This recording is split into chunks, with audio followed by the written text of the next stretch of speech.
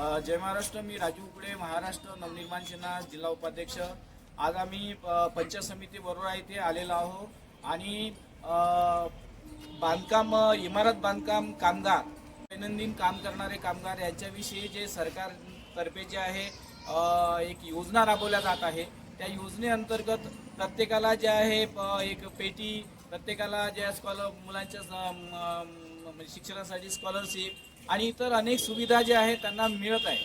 परंतु आता या संदर्भामध्ये जे हजारो लोक वरोरा तालुक्यामध्ये जे कामगार म्हणून नोंदणीकृत आहे, त्या कामगारांना जे आहे रिन्युअलसाठी जे त्यांचे जे आहे कार्ड रिन्युअलसाठी जे आहे मोठ्या प्रमाणामध्ये अडचणी येत आहे.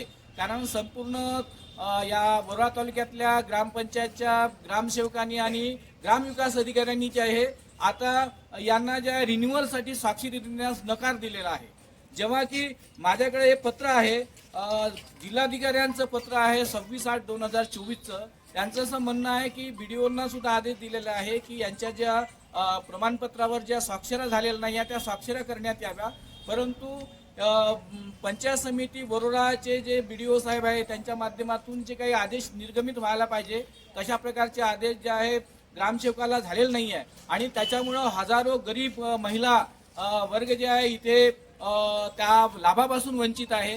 रिन्युअल होत नाही आहे.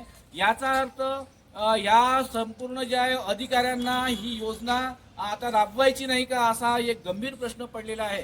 इकडे गरिबीचा मार झेलत असताना काहीतरी बाबा सरकारकडून थोडं बहुत काहीतरी मिळेल या अशा अपेक्षेनं जे आहे यांनी तिथे नोंदणी केली. पण आज परिस्थिती अशी आहे की यांना कुठल्याही प्रकारचा लाभ मिळणार नाही. अशा प्रकारची गंभीर परिस्थिती या वरोरा तालुक्यातील ग्रामसेवक, ग्राम विकास अधिकारी यांनी करून ठेवलेली आहे. आणि म्हणून आज निर्वाणीचा इशारा देण्यासाठी आज आम्ही BDO साहेबांकडे निवेदन दिलेलं आहे.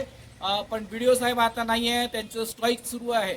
एकीकडे जे मोठे मोठे अधिकारी स्ट्राईकवर जातात, तिथं कामगारांना न्याय मिळत नाही. अशा प्रकारची विदारक परिस्थिती असल्यामुळं आज निर्वाणीचा इशारा या निवेदनाच्या माध्यमातून आम्ही दिलेला आहे की येत्या 10 दिवसामध्ये जर या संपूर्ण वरोरा तालुक्यातील जे इमारत बांधकाम आणि इतर जे मजूर कामगार जे आहे त्यांना जर न्याय मिळाला नाही, त्यांच्या प्रमाणपत्रावर जर समजा ग्रामसेवक विस्तार अधिकारी यांनी जर सही केली नाही, तर महाराष्ट्र नवनिर्माण सेना संपूर्ण तालुक्यातील जे इमारत बांधकाम आणि अस्थायी स्वरूपाचे काम करणाऱ्या सर्व महिला भगिनींना घेऊन एक अभिनव मोठं जन आंदोलन करेल. अशा प्रकारचा इशारा आज निवेदनाच्या माध्यमातून आम्ही देतो.